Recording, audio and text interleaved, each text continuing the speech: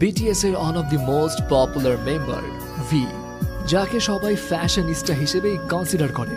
In fact 2021-এ most handsome পুরুষের খেতাবও তার ঝুলিতেই রয়েছে। অলমোস্ট $20 মিলিয়ন সম্পত্তির মালিক ভি। তার লাইফস্টাইল এখন বিলাসবহুলভাবে জীবনযাপন করছে, যেটা অনেকের কাছে স্বপ্নের মতো।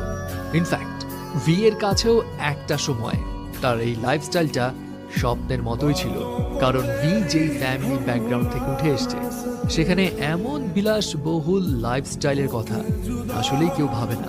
অ্যান্ড রাইট নাও আপনাদেরকে ভি এর জীবনের স্ট্রাগলের কাহিনী শোনাবো, যেটা জানলে আপনিও হয়তো ইন্সপায়ার্ড হবেন।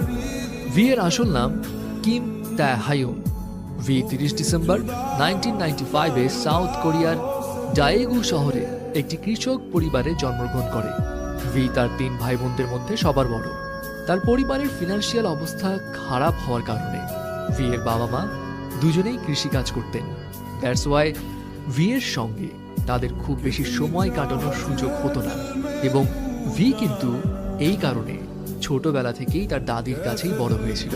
ভি এক ইন্টারভিউতে জানিয়েছিল তার দাদি তাকে 14 বছর ধরে লালন পালন করেছে, এবং তার দাদি তার অনেক কাছের একজন মানুষ ছিলেন। এনিওয়ে, কৃষক পরিবারে বেড়ে ওঠায় ভি এর ছোটবেলায় কোনো বড় স্বপ্ন তো ছিল না। সে খুব ছোট থেকেই ধরেই নিয়েছিল বড় হয়ে সে তার বাবার মতোই কৃষক হবে। বাট ভি এর এই চিন্তা ভাবনা টোটালি পাল্টে যায় যখন ভি তার বাবার ইন্সপিরেশনে স্যাক্সোফোন বাজানো শেখা শুরু করে। আর ব্যাস তখন থেকেই তার ভিতরে মিউজিকের প্রতি আগ্রহের বীজ একটু একটু করে বোনা শুরু হয়। কিন্তু এখানে একটা কথা আছে, ভি তার বাবার ইন্সপিরেশনে মিউজিকে হাতে খড়ি পেলেও তার বাবা মায়ের কড়া ইনস্ট্রাকশন ছিল মিউজিক নিয়ে ক্যারিয়ার পারসু করা যাবে না। তবে ভি যখন ক্লাস 9-এ পড়ে তখন তার লাইফে আসলো আনপ্রেডিক্টেবল একটা টার্নিং পয়েন্ট। ভি যখন 9th গ্রেডে, তখন সে তার বন্ধুকে সঙ্গ দেওয়ার জন্য biggest talent agency big hit এন্টারটেইনমেন্টের অডিশনে গিয়েছিল। ভি এর কিন্তু সেখানে অংশগ্রহণ করার কোনো পরিকল্পনাই ছিল না, সে জাস্ট তার ফ্রেন্ডের জন্যই গিয়েছিল। কিন্তু হঠাৎ করে বিগ হিট এন্টারটেইনমেন্টের একজন সদস্য ভিকে ওই শোতে পার্টিসিপেট করতে বলে। ভি অংশগ্রহণও করে।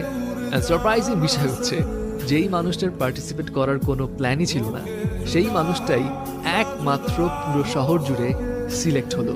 ব্যাস এরপর আর কি, ভি তার বাসায় তার বাবা মাকে সামহাউ বুঝিয়ে শুনিয়ে ট্রেনিং ক্যাম্পে যাওয়ার জন্য পারমিশন নিল। কিন্তু আমরা তো জানি কে-পপ ইন্ডাস্ট্রিতে নিজেকে প্রুভ করতে হলে ট্রেনি পিরিয়ডটা কতটা কঠিন হয়। অ্যান্ড অন্যান্যদের মতো ভিকেও খুব সকালে উঠে দিনে 12 থেকে 15 ঘন্টা প্র্যাকটিস করতে হতো। খাওয়া দাওয়ার স্ট্রিক্ট ডায়েট ফলো করতে হতো। ফ্যামিলির সঙ্গে যোগাযোগও ছিল লিমিটেড, এবং ট্রেনিংয়ের এই কঠিন পরিস্থিতি দেখে ভি এক পর্যায়ে ডিসাইড করে নিয়েছিল সে গিভ আপ করে ফেলবে। ভি এক ইন্টারভিউতে জানিয়েছিল সে তার বাবাকে এক রাতে কল করে কান্নাকাটি করেছিল এবং জানিয়েছিল সে ফিরে আসতে চায়। তার বাবা তখন ভিকে একটা কথাই বলেছিল, ফিরে আসতে চাইলে আসতে পারো, এখানে তোমার জন্য আরো অনেক সহজ কাজ আছে। ভি জানায় তার বাবার ওই কথাটাতে সে কিছুটা ইম্বারেস ফিল করেছিল। অ্যান্ড এরপর সে ডিসিশন নিল যত কষ্টই হোক সে যেই টার্গেট নিয়েছে সেটার শেষ পর্যন্ত দেখেই ছাড়বে। আর 3 বছর কঠোর পরিশ্রমের পর ফল পেল ভি। 2013 সালে ভি বিটিএস ব্যান্ডে ডেবু করে। আর এখন তো আমরা সবাই জানি এই কৃষকের ছেলে কোন লেভেলে পৌঁছে গেছে।